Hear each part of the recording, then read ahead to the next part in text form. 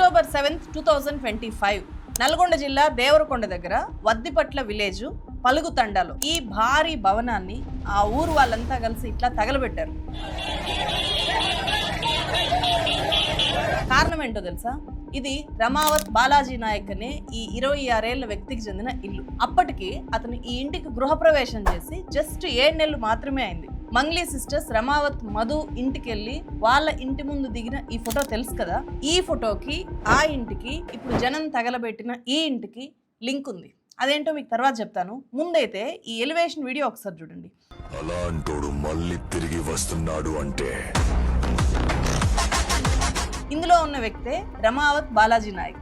జనం తగలబెట్టింది ఇతని ఇంటిని. సింగర్ మంగ్లీ ఇష్యూగా బయటకు వచ్చిన మైక్రో ఫైనాన్స్ వ్యవహారంలో ప్రధాన నిందితుడైన రమావత్ మధు నాయక్ని పోలీసులు అరెస్ట్ చేశారు కదా, అతని కజిన్ బ్రదరే ఈ రమావత్ బాలాజీ నాయక్. మొత్తం మైక్రో ఫైనాన్స్ స్కామ్ కి ఇతను మూలకర్త, సృష్టికర్త. ఇతని దగ్గర చేరి ఇతని మోడల్ వసూళ్లను నేర్చుకొని ఇతని లాంటి ఎలివేషన్లను కాపీ కొట్టి అన్నను మించిన దోపిడీదారుడిగా ఎదిగి 150 కోట్లు కొలగొట్టాడు రమావత్ మధు నాయక్.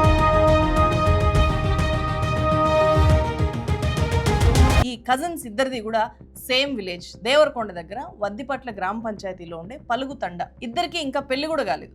బాలాజీ నాయక్ డిగ్రీ డిస్కంటిన్యూ, ఈ Madhu Nayak 10th fail. Balaji Nayak age 26 ఏళ్ళు అయితే Madhu Nayak age just 22 years అంతే. ఇంత చిన్న వయసులో వీళ్ళిద్దరూ పోటీపడి జనం దగ్గర 300 కోట్ల రూపాయలు వసూలు చేశారు అంటే అది ఆశ్చర్యం అనిపిస్తుంది. వీళ్ళ బాధితులు 2 తెలుగు రాష్ట్రాల్లోనూ సుమారు 500 మందికి పైగా డైరెక్ట్ బాధితులు ఉన్నారు. 3000 మందికి పైగా ఇండైరెక్ట్ బాధితులు ఉన్నారు. ₹1,00,000 నుంచి 4 కోట్ల రూపాయల దాకా వీళ్ళ చేతికిచ్చి మోసపోయిన బాధితులు ఉన్నారు.